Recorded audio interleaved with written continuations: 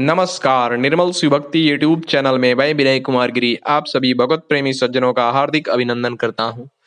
मित्रों, आज के वीडियो में हम लोग श्राद्ध के विषय में थोड़ी सी चर्चा करने वाले हैं।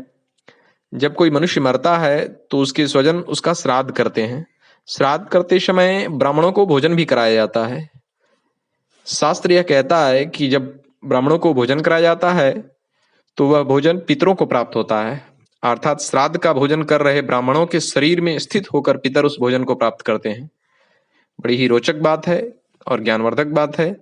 साथ ही इसमें एक ऐसी कथा का भी जिक्र आया है जिसमें भगवान श्री राम अपने पितरों का श्राद्ध करते हैं।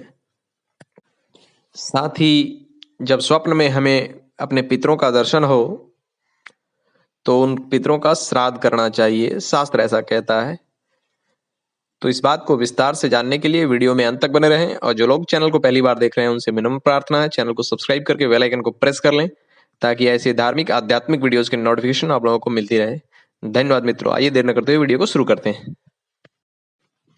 देवताओं के लिए जो हव्य दिया जाता है और पितरों के लिए जो कव्य दिया जाता है, ये दोनों देवताओं और पितरों को कैसे मिलता है इसके प्रत्यक्ष जानकार यमराज हैं, क्योंकि ये दोनों उनके अधिकार क्षेत्र में आते हैं।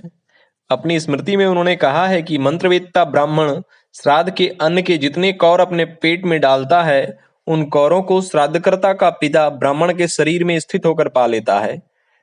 ब्राह्मण के शरीर में स्थित होकर पितर लोग कैसे आहार को प्राप्त कर लेते हैं, इस संबंध में एक घटना है। वनवास के समय भगवान राम सीता और लक्ष्मण के साथ पुष्कर क्षेत्र में अपने आत्मीय जनों से मिलने गए। अवयोगा नाम की बावली के दर्शन का महत्व यह है कि इस लोक या प्रलोक में स्थित सभी प्रकार के बंधुओं से वहां संयोग हो जाता है। रात को नित्य कृत्य करने के पश्चात श्री रघुनाथ जी सीता और लक्ष्मण के साथ उस बावली के तट पर सोए। रात में भगवान श्री राम का सारे परिवार के लोगों से मिलाप हो गया। राम जी ने स्वप्न में देखा कि उनका वैवाहिक मंगल कार्य समाप्त हो चुका है। वे समस्त बंधु बांधवों के साथ बैठे हैं। सबको उन्होंने प्रत्यक्ष सा देखा। लक्ष्मण और सीता ने भी इसी रूप में सबको देखा। सवेरे स्वप्न का वृतांत सुनकर ऋषियों ने कहा कि यह स्वप्न सत्य है, सबको तुमने स्वप्न में प्रत्यक्ष ही देख लिया है। किंतु शास्त्र का आदेश है कि मृत पुरुष का जब स्वप्न में दर्शन हो तो उसका श्राद्ध अवश्य करें। इसलिए आप यहाँ आज श्राद्ध की व्यवस्था करें। भगवान श्री राम के आदेश पर श्री लक्ष्मण ने श्राद्ध की सब व्यवस्था कर दी। मध्याह्न के बाद जब सूर्य ढलने लगा तब कुतप नाम की वेला उपस्थित हुई। ठीक उसी समय निमंत्रित ऋषि लोग आ पहुंचे। भगवान राम ने स्मृतियों में बताई विधि के अनुसार श्राद्ध किया और ब्राह्मणों को भोजन कराया। श्राद्ध के समय सीता जी वहां से दूर हट गई थीं। भगवान राम ने पूछा कि श्राद्ध के समय तुम्हारा वहां रहना आवश्यक था, फिर तुम हट कैसे गई?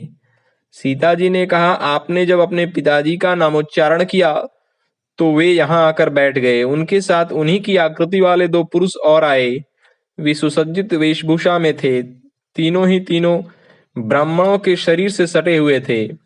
पिताजी के सामने मुझे खड़ी रहने में लज्जा लगी और यह सोचकर भी हट गई कि मेरे इस तपस्वी वेशभूषा को देखकर महाराज को कष्ट होगा। सीता के वचन को सुनकर भगवान राम को अत्यंत प्रसन्नता हुई। उन्होंने सीता का बहुत आदर किया। इस घटना से यह स्पष्ट हो जाता है कि पितर ब्राह्मण के शरीर में स्थित होकर श्राद्ध आदि का अन्न ग्रहण करते हैं। ओम।